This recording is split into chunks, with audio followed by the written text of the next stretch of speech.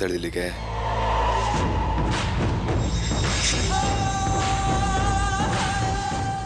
ಇವಳೇನಾದ್ರೂ ನಾನು ನೋಡಿದ್ರೆ ಕೆಲಸ ಕೆಟ್ಟೋಗುತ್ತೆ ಇವಾಗ.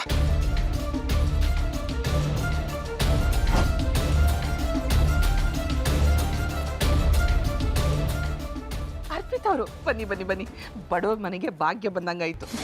ತುಂಬ ಚೆನ್ನಾಗಿ ಮಾತಾಡ್ತೀರಾ. ಇಷ್ಟು ದೊಡ್ಡ ಶ್ರೀಮಂತರಾದರೂ ಬಡವರು ಅಂತ ಹೇಳ್ಕೊತೀರಾ? ಹಾಗೇನು ಇಲ್ಲ, ಕುಡಿಯೋಕೆ ಅಂತ ಅಂತೀರಾ? ಅದೆಲ್ಲ ಏನು ಬೇಡ. ಎಲ್ಲಿ ಜಾಸ್ಮಿನ್ ಇಲ್ವಾ? ಒಂದು ನಿಮಿಷ ಕರಿತೀರಿ.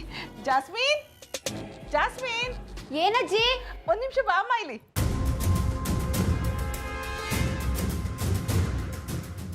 ಏನಜ್ಜಿ ಕರೆದದ್ದು? ಇವ್ರನ್ನ ನೀನು ನೋಡೋದಕ್ಕಿಂತ ನಿಮ್ಮ ಡ್ಯಾಡಿ ಕಳಿಸಿದ್ದಾರೆ. ಇವ್ರ ಹೆಸರು ಅರ್ಪಿತಾ ಅಂತ. ಬಾ ಮಾತಾಡ್ಸೋ.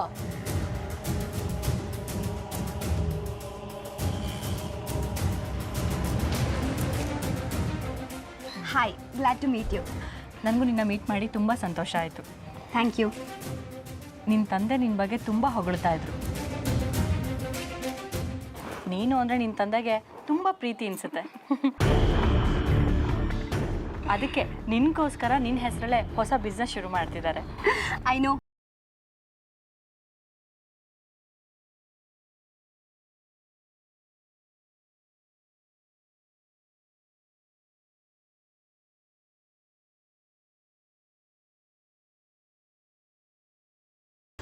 ಬಿಸ್ನೆಸ್ದಾ? ಬಿಸ್ನೆಸ್ ವಿಷಯ ಅಲ್ಲ ಜಾಸ್ಮಿನ್, ಅದಿನ್ನೂ ಡಿಸೈಡೇ ಆಗಿಲ್ಲ. ಅವರು ನಿನ್ನ ಹತ್ರ ಏನೋ ಬೇರೆ ಮಾತಾಡ್ಬೇಕಂತೆ. ಅವ್ರ ಜೊತೆ ಹೋಗ್ಬಿಟ್ಟು ಪಾಪ. ಅಲ್ಲ ಅಜ್ಜಿ, ಅಜ್ಜಿ ಡ್ಯಾಡ್ ಫೋನ್ ಮಾಡಿದ್ದಾರೆ.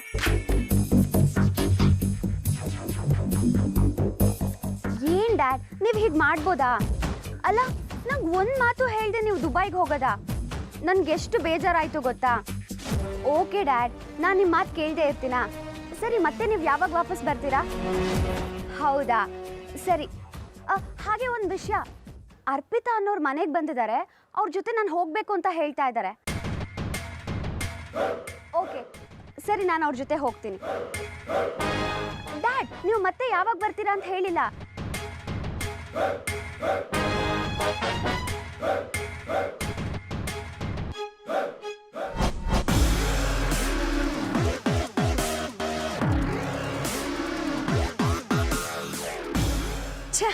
ಇನ್ನೂ ಮಾತಾಡ್ಬೇಕು ಅನ್ನೋಷ್ಟ್ರಲ್ಲಿ ಡ್ಯಾಡ್ ಫೋನ್ ಕಟ್ ಮಾಡಿಬಿಟ್ರು. ಏನು ಹೇಳಿದ್ರು ನಿಮ್ಮ ಡ್ಯಾಡ್? ಡ್ಯಾಡ್ ಹೇಳಿದ್ರು ನಿಮ್ಮ ಜೊತೆ ಹೋಗೋದಕ್ಕೆ. ಸರಿ, ಮತ್ತೆ ಹೊರಡಿ. ಒಂದು ನಿಮಿಷ ಇರಿ, ಚಕ್ರಿಗೆ ಹೇಳ್ತೀನಿ. ಚಕ್ರಿ, ನಾನು ಹೇಳ್ತೀನಿ, ಟೈಮ್ ಆಗುತ್ತೆ, ಹೊರಡಮ್ಮ. ಇಲ್ಲ ಅಜ್ಜಿ, ನಾನು ಇವ್ರಿಗೆ ಚಕ್ರಿನ ಇಂಟ್ರೊಡ್ಯೂಸ್ ಮಾಡಿಸ್ಬೇಕು. ಒಂದು ನಿಮಿಷ ಇರಿ. ಚಕ್ರಿ, ಚಕ್ರಿ.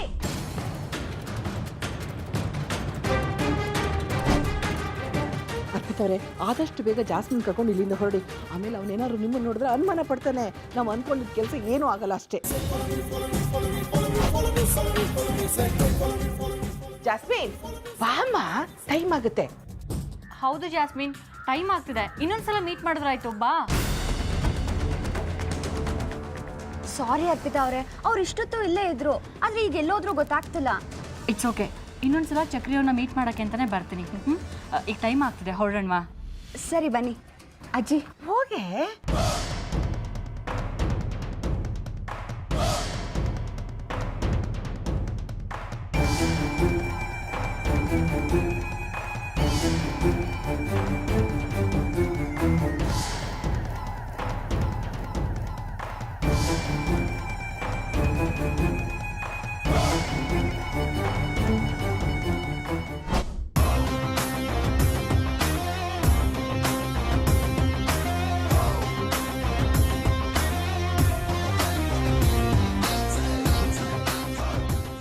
ಎಲ್ಲಪ್ಪ ಹೋಗಿದೆ?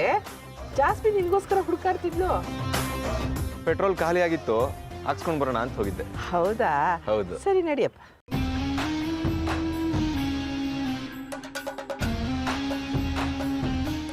ನನ್ನ ನೀನು ಗೆಲ್ಲಲಾರೆ, ತಿಳಿದು ತಿಳಿದು ಛಲವೇ ತಕೆ, ಎಲ್ಲರೆದುರು ಮಾನ ಹೋಗಿ ಕಡೆಗೆ ಮನೆಗೆ ಓಡುವೆ, ನನ್ನಂತ ಗಂಡಿಂದ ಸೋಲೋಕೆ ಆಸೆಯ ನಿನಗೆ. ತುಂಬ ಚೆನ್ನಾಗಿ ಆಡಿದಾರಲ್ಲ ಅಣ್ಣವರು. ತುಂಬಾ ಚೆನ್ನಾಗಿ ಆಡಿದ್ದಾರೆ. ಮನೆ ಈ ಕಡೆ, ಅಲ್ಲಿ ಗೊತ್ತಿದೆ. ಈ ಭೈರವಿ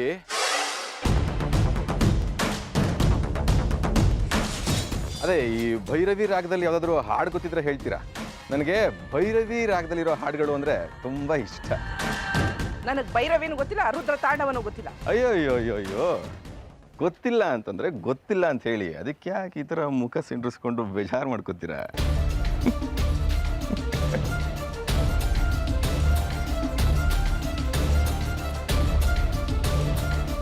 ನನ್ನ ನೀನು ಗೆಲ್ಲಲಾರೆ ತಿಳಿದು ತಿಳಿದು ತಲವೇತಕ್ಕೆ. ನಿಮ್ಗೇನಾದ್ರೂ ಭೈರವಿ ಬರ್ತಿರೋದು ಗೊತ್ತಾಗೋಯ್ತಾ?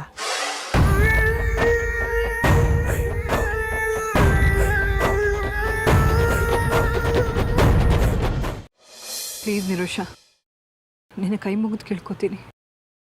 ಆದಿತ್ಯನ ಈ ಮನೆ ವಾಪಸ್ ಕರ್ಕೊಂಬರೋದಕ್ಕೆ ಯಾರೂ ಒಪ್ಕೊಳ್ತಾ ಇಲ್ಲ. ಅರ್ಥ ಮಾಡ್ಕೊ. ಕ್ಷಮಿಸಿ ಆಂಟಿ, ನಾನು ಈ ಮದುವೆ ಆಗೋಕ್ಕಾಗಲ್ಲ. ನಿರೋಷ ಪ್ಲೀಸ್ ಕಣೆ, ನನಗೆ ಸ್ವಲ್ಪ ಟೈಮ್ ಕೊಡು. ಎಲ್ಲರನ್ನ ನಾನು ಕನ್ವಿನ್ಸ್ ಮಾಡ್ತೀನಿ. ದಯವಿಟ್ಟು ಆರ್ಯ ಮತ್ತು ಸ್ವಾತಿ ಮದುವೆ ಆಗೋದಕ್ಕೆ ಬಿಟ್ಬಿಡು. ಆಂಟಿ ಏನು ಮಾತು ಅಂತ ಆಡ್ತಾ ಇದ್ದೀರಾ ಆಂಟಿ? ಆರ್ಯ ಆದಿಗಿಂತ ಮೊದಲು ಮದುವೆ ಆದರೆ ಆದಿಗೆ ಸಿಗ್ಬೇಕಾಗಿರೋ ಗೌರವ ಮರ್ಯಾದೆ ಎಲ್ಲ ಆರ್ಯಂಗೆ ಸಿಕ್ಕಂಗಾಗಲ್ವಾ? ನೀವು ಆದಿನ ಮೊದಲು ಮದುವೆ ಮಾಡಿದ್ರೆ ಸಮಾಜದಲ್ಲಿ ಜನ ಏನಂತ ಮಾತಾಡ್ಕೋತಾರೆ? ಆದಿ ಕೋಪಿಷ್ಟ, ಅವನು ತುಂಬ ಕೆಟ್ಟವನು, ಪುಂಡ, ಪೋಖ್ರಿ, ಇಲ್ದಿರೋ ಅಪ್ಪಾದನ್ನೆಲ್ಲ ಅವ್ರ ಮೇಲೆ ಹೊರಿಸ್ತಾರ ಆಂಟಿ. ನಾಳೆ ನಾನು ಅವನ್ನ ಮದುವೆ ಆಗೋಳು. ಸಮಾಜದಲ್ಲಿ ನಾನು ಹೇಗೆ ತಲೆ ಎತ್ಕೊಂಡು ಓಡಾಡಲಿ ಹೇಳಿ? ಇದ್ರ ಬಗ್ಗೆ ಸ್ವಲ್ಪನಾದರೂ ಯೋಚನೆ ಮಾಡಿದ್ದೀರಾ? ಅಷ್ಟೇ ಅಲ್ಲ ಆಂಟಿ, ನೀವು ಆದಿಗೆ ಕೊಡಬೇಕಾಗಿರೋ ಗೌರವ ಮರ್ಯಾದೆನೆಲ್ಲ ಆರ್ಯಂಗೆ ಕೊಡ್ತಾ ಇದ್ದೀರಾ. ಹೀಗಾದರೆ ಈ ಮನೆಯಲ್ಲಿ ಆದಿ ಸ್ಥಾನ ಎಲ್ಲಿರುತ್ತೆ ಗೊತ್ತಾ? ಇದು ನನ್ನ ಹಕ್ಕಲ್ಲ ಆಂಟಿ, ಆದಿ ಹಕ್ಕು. ಅದಕ್ಕೆ ಹೇಳ್ತಾ ಇರೋದು, ನಾನು ಆದಿ ಹೆಂಡತಿಯಾಗಿ ಈ ಮನೆಗೆ ಬರಬೇಕು ಅಂದರೆ ನನಗೊಂದು ಅಸ್ತಿತ್ವ ಬೇಡ ಆಂಟಿ. ನಿರೋಷ ಪ್ಲೀಸ್ ಕಣೆ, ಈಗ ನಾನು ಹೆಲ್ಪ್ಲೆಸ್ ಆಗಿದ್ದೀನಿ. ದಯವಿಟ್ಟು ನೀನು ನನ್ನ ಪರಿಸ್ಥಿತಿನ ಅರ್ಥ ಮಾಡ್ಕೊ ಸ್ವಲ್ಪ. ಅರ್ಥ ಮಾಡ್ಕೋಬೇಕಾಗಿರೋದು ನಾನಲ್ಲ ಆಂಟಿ, ನೀವು. ಆದಿ ನನ್ನನ್ನು ನಂಬಿಸಿ ಹಸೆಮಣೆ ಮೇಲೆ ಕೂರಿಸಿ ತಾಳಿ ಕಟ್ಟದೆ ಅವಮಾನ ಮಾಡಿ ಬಿಟ್ಟು ಹೋದ. ಆದರೂ ನಾನು ಅದನ್ನೆಲ್ಲ ಮರೆತು ಮತ್ತೆ ಮದುವೆ ಆಗೋಕ್ಕೆ ಒಪ್ಕೊಂಡಿದ್ದೀನಿ ಅಂದರೆ ಅವನ ಮೇಲಿರೋ ಪ್ರೀತಿಗಂತೂ ಖಂಡಿತ ಅಲ್ಲ ಆಂಟಿ, ನಿಮ್ಮ ಮಾತಿನ ಮೇಲಿರೋ ನನ್ನ ಗೌರವಕ್ಕೆ.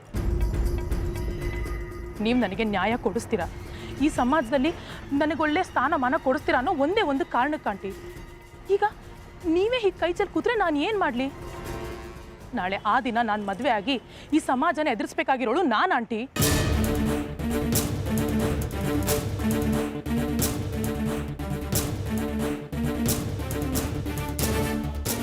ಈಗಲೇ ನೀವು ನಿಮ್ಮ ಹಿರಿ ಮಗ ಆಗಿರೋ ಆದಿತ್ಯನ್ಗೆ ಈ ಮನೆಯಲ್ಲಿ ಅಣ್ಣನ ಸ್ಥಾನ ಒದಗಿಸದೆ ಹೋದರೆ, ಅವನಿಗೆ ಒಂದು ಅಸ್ತಿತ್ವ ಸಿಗದೆ ಹೋದರೆ ಅವನನ್ನ ಯಾಕೆ ಮದುವೆ ಆಗು ಅಂತ ಹೇಳ್ತಾ ಇದ್ದೀರಾ?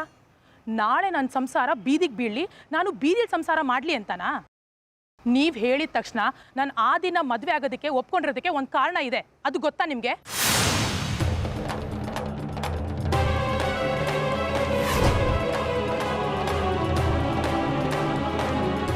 ಆ ದಿನ ಮದುವೆ ಮಾಡಿಕೊಂಡ್ರೆ ನನಗೂ ಒಂದು ಒಳ್ಳೆ ಕುಟುಂಬ ಸಿಗುತ್ತೆ. ಆ ಒಳ್ಳೆ ಕುಟುಂಬದಲ್ಲಿ ನಿಮ್ಮಂಥ ಅತ್ತೆ ಮಾವ ಸಿಗ್ತಾರೆ ಅಂತ.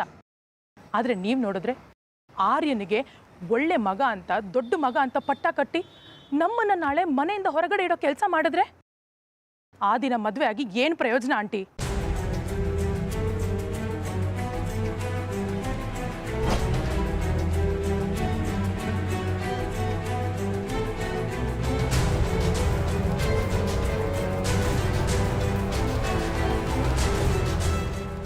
ನೋಡಿ ಆಂಟಿ, ನಿಮ್ಮ ಮನಸ್ಸಿಗೆ ನೋವು ಮಾಡಬೇಕು ಅಂತಾಗಲಿ ಅಥವಾ ನಿಮ್ಮ ಈ ಅಸಹಾಯಕ ಪರಿಸ್ಥಿತಿನ ಇಟ್ಕೊಂಡು ನಿಮಗೆ ತೊಂದರೆ ಕೊಡಬೇಕು ಅಂತಾಗಲಿ ನಾನು ಈ ಮಾತನ್ನು ಹೇಳ್ತಿಲ್ಲ. ನಿಮಗೆ ನಿಜವಾಗ್ಲೂ ಆದಿ ಮೇಲೆ ಪ್ರೀತಿ ಇದ್ದರೆ, ಮಮಕಾರ ಇದ್ದರೆ ಅವನಿಗೆ ಆರ್ಯನ ಅಣ್ಣನ ಸ್ಥಾನ ಕೊಟ್ಟು ತೋರಿಸಿ. ಇಲ್ಲ ಅಂದರೆ ಅವನಿಗೆ ಹೇಗಿದ್ರೂ ಹೊರಗಡೆ ಇದ್ದಾನಲ್ಲ, ಅಲ್ಲೇ ಇರೋದಕ್ಕೆ ಬಿಟ್ಬಿಡಿ, ನನಗೇನು ಅಭ್ಯಂತರ ಇಲ್ಲ.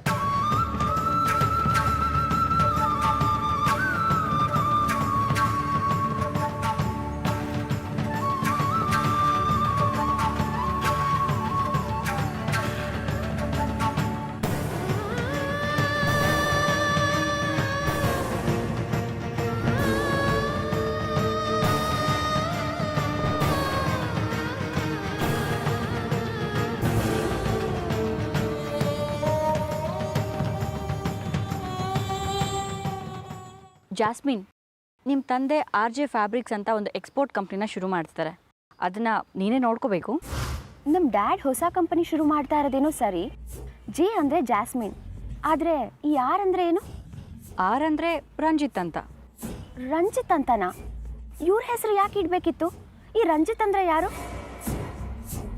ನಿಮ್ಮ ತಂದೆ ಈ ಕಂಪ್ನಿನ ಶುರು ಮಾಡ್ತಿರೋದು ಪಾರ್ಟ್ನರ್ಶಿಪ್ಪಲ್ಲಿ. ಚಿದಂಬರಂ ಅನ್ನೋರು ನಿಮ್ಮ ತಂದೆ ಪಾರ್ಟ್ನರ್. ನಿಮ್ಮ ತಂದೆ ಹೇಗೆ ನಿನ್ನ ಹೆಸರನ್ನ ಇಟ್ಟಿದ್ದಾರೋ ಹಾಗೆ ಚಿದಂಬರಂ ಅವರು ಅವರ ಏಕೈಕ ಮಗ ರಂಜಿತ್ ಹೆಸರನ್ನ ಇಟ್ಟಿದ್ದಾರೆ. ನೋಡಿ, ನನ್ನ ಹೆಸರು ಜೊತೆ ಆರ್ ಅಂತ ಸೇರಿಸೋದು ನನಗಿಷ್ಟ ಆಗಲ್ಲ. ಬೇಕಿದ್ರೆ ಸಿ ಅಂತ ಸೇರಿಸಿ, ಅದು ನನಗೆ ತುಂಬ ಇಷ್ಟ. ಸಿ ಅಂದರೆ? ಸಿ ಅಂದರೆ ಚಕ್ರಿ. ಚಕ್ರಿ ಅಂದರೆ ನನ್ನ ಪ್ರಾಣ. ಹೀಸ್ ಮೈ ಸೋಲ್. ನಿನ್ನ ಸೋಲ್ ಆಗಿರೋ ಆ ಚಕ್ರಿನ ಸೈಲೆಂಟಾಗಿ ಸೈಡ್ ಕಳಿಸಿ ಪ್ರಾಣ ಅಂತ ಹೇಳ್ತಿರೋ ಅವನ ಪ್ರಾಣನ ಪರಲೋಕಕ್ಕೆ ಸೇರಿಸೋದೆ ನನ್ನ ಪ್ಲಾನ್. ಅಲ್ಲ, ಎಲ್ಲೋ ಇದ್ದ ನಿರೋಷನ ಮನೆಗೆ ಕರ್ಕೊಂಡು ಬಂದೆ ನೀನು. ಆದರೆ ಇವತ್ತವಳು ನಿನಗೆ ಕಂಡೀಷನ್ ಹಾಕಿ, ನಿನಗೆ ಸಿಕ್ಸ್ ಹಾಕಿ, ನಿನ್ನನ್ನೇ ತಪ್ಪಿತಸ್ಥ ಸ್ಥಾನದಲ್ಲಿ ನಿಲ್ಲಿಸಿದಾಳಲ್ಲ. ಅವಳು ಹೇಳಿದರೆ ತಪ್ಪಿದೆ ಅಂತ ನನಗನ್ನಿಸ್ತಾ ಇಲ್ಲಮ್ಮ. ಅವಳಿಗೆ ಅನ್ಯಾಯ ಆಗಿದೆ, ಅದಕ್ಕೆ ನಾನು ನ್ಯಾಯ ಕೊಡಿಸ್ತಾ ಇದ್ದೀನಿ ಅಷ್ಟೇ. ನನ್ನ ಮಗನಿಂದ ಅವಳಿಗೆ ಮೋಸ ಆಗಿರೋದ್ರಿಂದ ಅದು ಅವನಿಂದನೇ ಸರಿಯಾಗಬೇಕು ಅಮ್ಮ. ನಿರೋಷಗೆ ನಾನು ಹೆಲ್ಪ್ ಮಾಡೋದ್ರಿಂದ ಸೂರ್ಯ ಅವರು ಮತ್ತು ಆರ್ಯ ಅವರು ನನ್ನ ದೂರ ತಳ್ಬೋದು. ವಿಧಿಲ್ಲ ಅಮ್ಮ, ಅವರಿಬ್ಬರು ಮದುವೆನ ನಾನು ಮಾಡಿಸ್ಲೇಬೇಕು.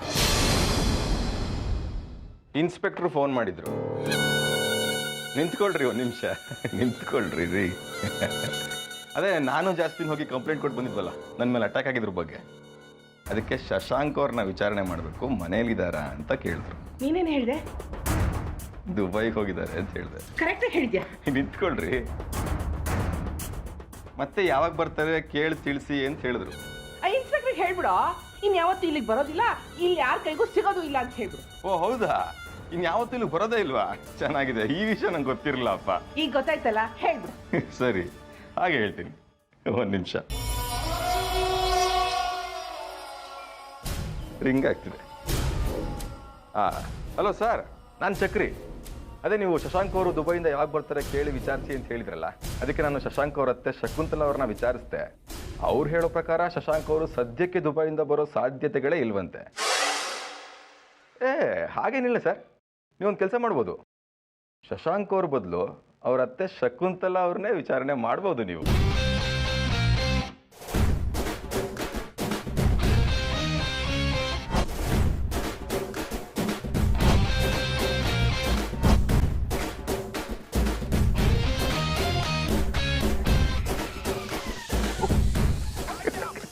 ಸರ್, ಅದು ಶಶಾಂಕ್ ಅವರು ಶಕುಂತಲಾ ಅವರು ಗೊತ್ತಿಲ್ಲದೆ ಯಾವ ಕೆಲಸನೂ ಮಾಡೋದೇ ಇಲ್ಲ ಸರ್. ಅದಕ್ಕೆ ಹೇಳಿ ಸರ್, ಮಾತಾಡ್ಬೇಕು ಅವ್ರ ಹತ್ರ. ಒಂದು ನಿಮಿಷ ಸರ್, ಕೊಡ್ತೀನಿ. ಆಂಟಿ, ಶಕುಂತಲಾ ಆಂಟಿ, ನಿಮ್ಮ ಹತ್ರ ಇನ್ಸ್ಪೆಕ್ಟರ್ ಮಾತಾಡ್ಬೇಕಂತೆ. ಅವ್ರು ಬಾತ್ರೂಮ್ ಅಲ್ಲಿ ಇದ್ದಾರೆ ಅಂತ ಹೇಳು. ಸರ್, ಅವ್ರು ಯಾವುದೋ ಅರ್ಜೆಂಟ್ ಕೆಲಸದ ಮೇಲೆ ಬಾತ್ರೂಮ್ ಸೇರ್ಕೊಂಡು ಬಾಗಿಲು ಹಾಕೊಂಡು ಬಿಟ್ಟಿದ್ದಾರೆ. ಅವರು ವಾಪಸ್ ಬಂದ ತಕ್ಷಣ ನಾನೇ ಕಾಲ್ ಮಾಡ್ತೀನಿ ಸರ್. ಓಕೆ ಸರ್, ಬಾಯ್ ಬಾಯ್.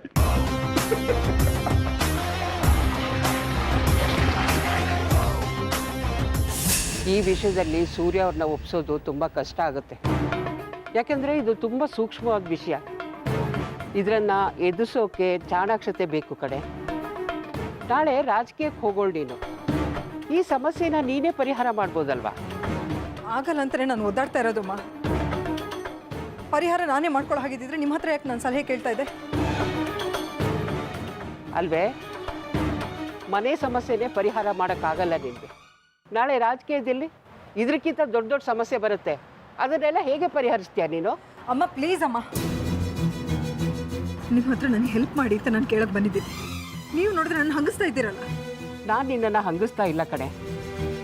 ನಾಳೆ ಬರೋ ಅನಾಹುತಗಳ ಬಗ್ಗೆ ಎಚ್ಚರಿಕೆ ಕೊಡ್ತಾ ಇದ್ದೀನಿ. ಇವತ್ತು ಬಂದಿರೋ ಸಮಸ್ಯೆಗಿಂತ ನಾಳೆ ಬರ್ಬೋದಾದ ದೊಡ್ಡ ದೊಡ್ಡ ಸಮಸ್ಯೆಗಳ ಬಗ್ಗೆ ಯೋಚನೆ ಮಾಡುವಂಥ ಸೂಚನೆ ಕೊಡ್ತಾ ಇದ್ದೀನಿ. ಅಮ್ಮ, ಸಂಸಾರ ಬೇರೆ, ರಾಜಕೀಯ ಬೇರೆ. ಇವೆರಡನ್ನ ಒಂದು ಮಾಡಿಬಿಡಿ. ಸಂಸಾರ ಅನ್ನೋ ಸಾಗರದಲ್ಲಿ ಕಷ್ಟ, ನೋವು, ದುಃಖ ಎಲ್ಲದೂ ಇರುತ್ತೆ. ಆದರೆ ರಾಜಕೀಯ ಹಾಗಲ್ಲ. ಬುದ್ಧಿವಂತಿಕೆಯಿಂದ ತಂತ್ರಗಳನ್ನ ರೂಪಿಸೋ ಚಾಕಚಕ್ಯತೆ ಇರಬೇಕು. ಅದೇ ಚಾಕಚಕ್ಯತೆ ಸಂಸಾರದಲ್ಲೂ ಇರಬೇಕು ಕಣೆ. ಇಲ್ಲ ಅಂದರೆ ನೀನು ಹೇಳ್ದಾಗೆ ಸಂಸಾರ ಸಾಗರದಲ್ಲಿ ತೇಲ್ತಾ ಇರೋ ದೋಣಿ ಮುಳುಗೋಗುತ್ತೆ. ಅದಕ್ಕೆ ಕಾರಣ ಆ ನಿರೋಷ ಆಗ್ತಾಳೆ. ಅಂದರೆ ನಿರೋಷ ಕೆಟ್ಟೋಳು ಅಂತ ಹೇಳ್ತಾ ಇದ್ದೀರಾ? ನಿರೋಷ ಕೆಟ್ಟವಳು ಅಂತ ನಾನು ಹೇಳ್ತಾ ಇಲ್ಲ. ಆದರೆ ಅವಳು ಹಾಕಿರೋ ಕಂಡೀಷನ್ನು ಈ ಸಂದರ್ಭಕ್ಕೆ ಸೂಕ್ತವಾಗಿಲ್ಲ ಅಂತ ನನಗನ್ನಿಸ್ತಾ ಇದೆ. ಅದು ನನ್ನ ಭಾವನೆ.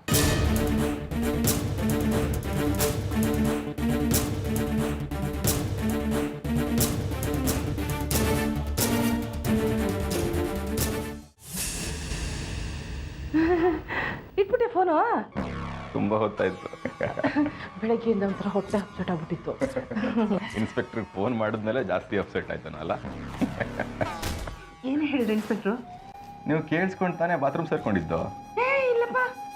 ಹೌದಾ? ಇನ್ನೊಂದ್ಸಲ ಹೇಳ್ತೀನಿ ಕೇಳಿ. ಅದೇ ಶಶಾಂಕ್ ಬದ್ದು ಶಕುಂತಲ ಅವ್ರನ್ನ ವಿಚಾರಣೆ ಮಾಡ್ಬೋದಾ ಅಂತ ಕೇಳಿದ್ರು. ಧಾರಾಳವಾಗಿ ಮಾಡಿ ಅಂತ ಹೇಳಿದ್ರು. ಏನೇನು ನಿನ್ನ ಅವನ ಮುಂದೆ ನನ್ನ ಸಿಕ್ಕಾಕಿಸ್ತಿದ್ಯಾ? ಸಿಕ್ಕಾಗಿಸ್ತಿಲ್ಲ ಆಂಟಿ. ನನ್ನ ಶಶಾಂಕ್ ಮಧ್ಯೆ ಇರೋದು ನೀವು ಒಬ್ಬರೇ ತಾನೆ. ನೀವು ಶಶಾಂಕ್ ಜೊತೆ ಸೇರ್ಕೊಂಡಿದ್ದೀರಿ ತಾನೆ. ಆಂಟಿ ನೀವೇನು ಹೆದರ್ಕೋಬೇಡಿ. ಅವ್ರು ಬಂದು ವಿಚಾರಣೆ ಮಾಡ್ತಾರೆ. ಸತ್ಯ ಏನು ಅಂತ ಒಪ್ಕೊಂಡ್ಬಿಟ್ರೆ ಬಿಟ್ಬಿಡ್ತಾರೆ. ಅಕಸ್ಮಾತ್ ನೀವು ನನಗೆ ಗೊತ್ತಿಲ್ಲ ಅದು ಇದು ಅಂತ ನಕ್ರ ಮಾಡಿದ್ರೆ ಕರ್ಕೊಂಡು ಹೋಗಿ ಕೂರಿಸ್ಕೊತಾರೆ. ಏನು ಎದುರಿಸ್ತಿದೆ ನನ್ನನ್ನ? ನಿಮಗೆ ಹೆದರಿಕೆ ಅಂತ. ನನ್ನ ಜಾಸ್ಮಿನ್ನ ದೂರ ಮಾಡೋದಕ್ಕೆ ನೀವು ಏನೇನು ಪ್ಲ್ಯಾನ್ ಮಾಡ್ಕೊಂಡಿದ್ದೀರಾ ಅಂತ ನಂಗೆ ಚೆನ್ನಾಗಿ ಗೊತ್ತಿದೆ. ಹಣಕ್ಕೋಸ್ಕರ ಸ್ವಂತ ಮಗಳ ಡೆತ್ ಸರ್ಟಿಫಿಕೇಟ್ ರೆಡಿ ಮಾಡಿದವರು ನೀವು. ಹಣಕ್ಕೋಸ್ಕರ ಯಾರ ಪ್ರಾಣ ತೆಗೆಯೋದಕ್ಕೂ ಹಿಂದೆ ಮುಂದೆ ನೋಡಲ್ಲ ಅಂತ ನಂಗೆ ಚೆನ್ನಾಗಿ ಗೊತ್ತಿದೆ. ಒಬ್ಬರಲ್ಲ ಇಬ್ಬರಲ್ಲ 20 ಜನರನ್ನ ಸಾಯಿಸಿದಂಥ ಕಿಲಾಡಿ ನಿಮ್ಮ ಫ್ಯಾಮಿಲಿಲಿದ್ದಾರೆ ಅಂತ ನಂಗೆ ಚೆನ್ನಾಗಿ ಗೊತ್ತು.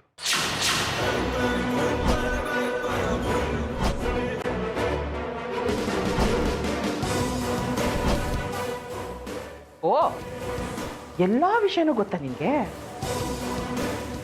ಹಾಗಾದ್ರೆ ಇನ್ನು ಡೀಟೇಲ್ ಆಗಿ ಹೇಳ್ತೀನಿ ಕೇಳಿಸ್ಕೊ. ಇನ್ನು ಮುಂದೆ ನೀನು ಬಾಳಬೇಕು ಬದುಕಬೇಕು ಅನ್ನೋ ಆಸೆ ಇದ್ರೆ ಭೈರವಿಯವರು ಇಲ್ಲಿಗೆ ಬರೋದಕ್ಕೆ ಮುಂಚೆ ಇಲ್ಲಿಂದ ಕಳ್ಚ್ಕೊ. ಇಲ್ಲ ಅಂದ್ರೆ ಅನುಭವಿಸ್ಬೇಕಾಗತ್ತೆ. ಕಷ್ಟ ಅಂದ್ರೆ ಅಂತಿಂತ ಕಷ್ಟ ಅಲ್ಲ. ಇನ್ನೂ ಒಂದು ತುತ್ತು ಅನ್ನಕ್ಕೂ ಅಮ್ಮ ತಾಯಿ ಅಂತ ಭಿಕ್ಷೆ ಬೇಡಬೇಕು. ಆ ಸ್ಥಿತಿಗೆ ಬರ್ತೀಯ. ಭೈರವಿ ಅಂದ್ರೆ ಏನೋ ಅನ್ಕೊಂಡಿದ್ಯಾ? ಭದ್ರಕಾಳಿ ಇದ್ದಾಗೆ. ಎದುರಾಳಿ ಬದುಕೋದಕ್ಕೆ ಚಾನ್ಸೇ ಇಲ್ಲ.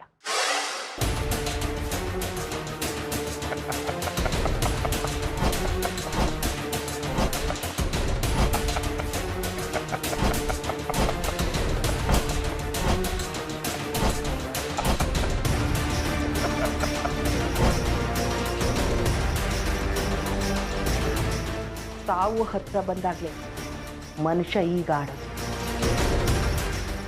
ಯಾರು ಸಾವು ಹತ್ರ ಬಂದಿದೆ ಅಂತ ಆದಷ್ಟು ಬೇಗ ಗೊತ್ತಾಗುತ್ತೆ. ಏನಂದ್ರೆ ನೀವು ಭೈರವಿ ಬರೋದಕ್ಕಿಂತ ಮುಂಚೆ ಮನೆ ಬಿಡಬೇಕು, ಇಲ್ಲಾಂದ್ರೆ ಅನುಭವಿಸ್ತೀನಿ ಅಂತನಾ? ಅನುಭವಿಸ್ತೀನಿ ಇದ್ದು ಯಾರೋ ಭೈರವಿ ಅಂತ ನಾನು ನೋಡೇ ಬಿಡ್ತೀನಿ.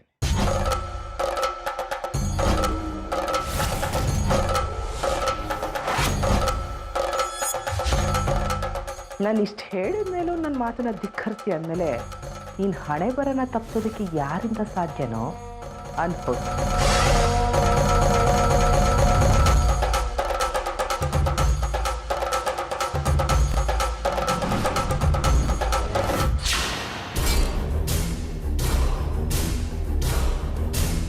ಭೈರವಿ ಬಾ, ಅದೇನೇನು ಆಟ ಆಡ್ತೀಯೋ ನಾನು ನೋಡ್ತೀನಿ.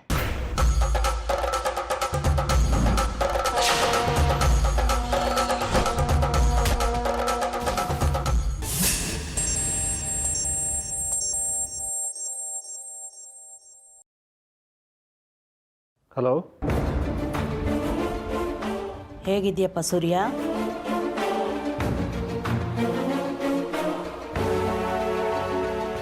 ಯಾರು ಮಾತಾಡ್ತಿರೋದು?